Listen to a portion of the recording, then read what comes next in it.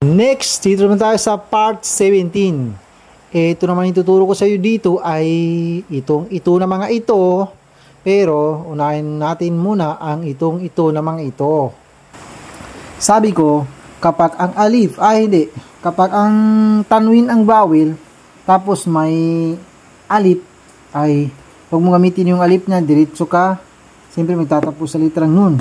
Pero meron din kakaiba na magtatapos sa letrang nun na hindi mo rin magagamit yung alif. Kahit na hindi siya tanwin. Kapag nun ang kanyang babangay na yung nun na ganito. Sabi ko, kapag ang nun na walang sukun ay consider na sukun. Kaya ito ay hindi man tanwin yung vowel niya. Pero equivalent pa rin ng tanwin ito. Kasi hindi siya tanwin. Pero parang tanwin din dahil nun yung babanggain niya dito na sukun. Kaya fan pa rin ito kung basahin. Kaya hindi mo pa rin magagamit itong alif na ito. Katulad din ito ng tanwin yung vowel niya na may alif dito. Kaya hindi mo pa rin magagamit ang alif dito. Kaya ito ay clarification lang kasi parang nandun din sa unang binasa natin. Na meron din dun sa ano ba yun? Sige lang. Nakalimutan ko. Ito ay nasa anta maulana fansurna. O tingnan mo, hindi ko sinabi na sabi ko ay fansurna alal qawmil kafirin. Bali, kapag nakita mo yan sa iba't ibang page, ay alam mo na ang gagawin mo. Bali, ito na. Ito na yung ituturo ko sa iyo, ay ito na mga ito, ay siya nga pala, meron ako nakalimutan. Ito muna, unahin mo natin ito. Sabi ko, kapag tayo ay maghihinto tayo sa ating babasahin, ay huwag natin gamitin yung vowel sa last na letra ng ating hihintuan. Maliban na lang, kung meron tayong makikita ang alif sa last niya, o di kaya ay wa, o di kaya ay ya. Bali, meron din kakaiba dito na kahit walang alif ay gagamitin natin yung vowel. Kung makikita natin sa as-sama ay meron tayong makikita ang hamza, pero hindi tanwin yung vowel niya, kaya hindi natin magagamit. Ito, tingnan mo, ito ay alaykum raqiba. Nagagamit natin yung vowel dito, kahit na nag-stop tayo dahil may alif dito. Bali, kapag tanwin ay huwag natin gawin tanwin. Ganun din ito. Halimbawa ito, dito ay magsimula sa wattaqallaha alladhi tasaalun. Hindi natin ginamit ito dahil wala tayong nakitang alif dito. Meron kakaiba dito na kahit walang alif ay gagamitin natin dito sa kapag ang hamza na tanwin lang. Kapag ang hamza na tanwin. Ito ay halimbawa wabatha minhuma rijalan kathiraw wa nisaa. Ganon, gamitin natin ito na gawin lang natin fatha, kaya wa nisaa, ganon lang. Kapag, take note ha, kapag hamza lang na tanwin. Yan, ganyan lang, yan kakaiba yan. Kaya kapag nakita mo yan sa iba't ibang page ay alam mo na ang gagawin mo. Bali, eto na. Ito na ituturo ko sa dito ay ito namang ito na sabi ko ay ibang video rin ang gagawin ko. Yung sabi ko na mad, yung merong ganyan at saka yung ganyan. Tuwing makita mo yung sign na mga ganyan or ganyan, ang papansinin mo lang kapag walang sadda yung letrang sumunod dito, kanilang babanggayin ay walang sadda. Kagaya nito, walang sadda dito. At saka ito ay walang sadda dito. Ang gagawin mo dyan ay patatagalin mo lang yan na nasa 4 to 5 kaharaka ang tagal. Halimbawa dito sa walladhina yu'minuna bima unzila ilayka wa ma unzila min qablik. Ganun yun. Nasa 4 to 5 kaharaka ang tagal kapag ganyan. Basta walang sadda ha. Estimate lang naman yun. Minsan sobra, minsan kulang din. Ipinin na yun sa'yo.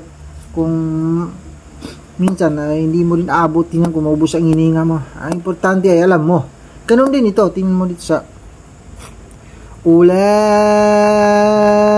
ala hudam min rabbihim wa ulaika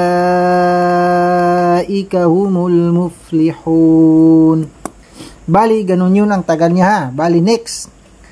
Sabi ko, ang mga alif, alif or waw or ya or aliful line or alifus sagira or waw sagira ay ito namang ito, sabi ko ay itong mga sabi ko, ay patatagalin natin ng konti lang kapag walang bawal nakita natin. Alif o di kaya war o ya, or aliful line man yan, or alipus sagirin, mga ganyan, or ganyan. Hindi natin sali kay wala pa akong nakitang ganyan eh. Ganyan lang. Bali, ay sabihin na natin na kung halimbawa meron. Kasi wala pa ako nakita. Kung halimbawa meron. Basta silang mga ito. Sabi ko patatagalin natin ng konti lang. Pero, kapag silang sila na mga ito at kapag nalalagay sa second to the last, sa usapang tawasot na ito. Kasi magsisimula tayo ng tawasot ha. Pag sinabing tawasot ay yung kagaya ng nagbabasa ng mga imam, ganyan.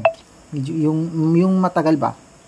Ay kapag sila ay nalalagay, kapag itong ito na mga ito, yung sinulat ko na yun, yan, ay kapag nalalagay sa second to the last, ay pwede mong dagdagan yung tagal niya. Pwede mong dagdagan. Kahit sobrahan mo pa yun yung sa 45 kaharaka ay pwede. Lalo na kapag sa Mujawada ay dyan talaga natatagal. Tingin mo dito sa Ulaika ala hudam min rabbihim wa ulaika humul muflihun. Itong wow ay nalalagay sa second to the last. Ganito yung sinasabi ko na second to the last. Kapag nalalagay dito, ay pwede mong dagdagan. Kapag dito, yan. Yan, tinan mo. Dito na tayo sa Al-Fatiha para talagang mas maganda yung dito sa kilala mo. Alhamdulillahi Rabbil Alamin. Itong yan na ito, nasa second to the last. Pwede mong dagdagan yan. Ar-Rahmanir-Rahim. Maliki Yawmiddin. Ganun yun. Basta kapag nalalagay sa second to the last. Bali, next, balik tayo dito.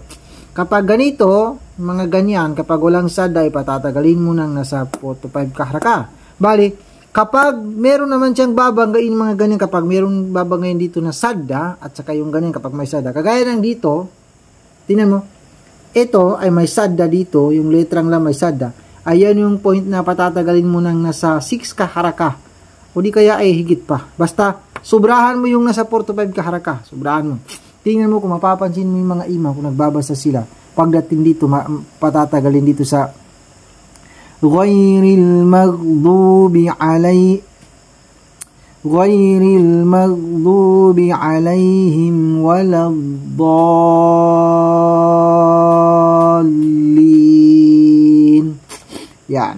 Ganun yun. Basta kapag may sada ay patagalin mo. Ha? Sobrahan mo yung tagal ng mga ganito na walang sada. Yun ang pinagkaiba. Next, kapag ganito naman, yung ganyan naman. Tingnan natin dito sa iba. Ito ay yung sign lang na ganyan.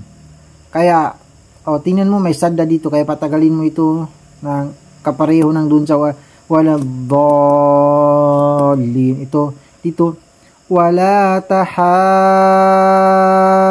tahadduna ala ta'amil miskin. Basta yung may sadda, ha? Bali, sabi ko, lahat ng letrang sukun o di kaya ay may sadda, ay masasilid ang lahat ng letra sa atras niya na walang bawel. Pero, dito sa pagkakataong ito, na makikita mo dito sa wala dhalin, ay may alip dito na walang bawel, ay magagamit mong patagalin. Hindi ibig sabihin na patagalin mo na para alip na ito. Nagkataon lang na may alip ito.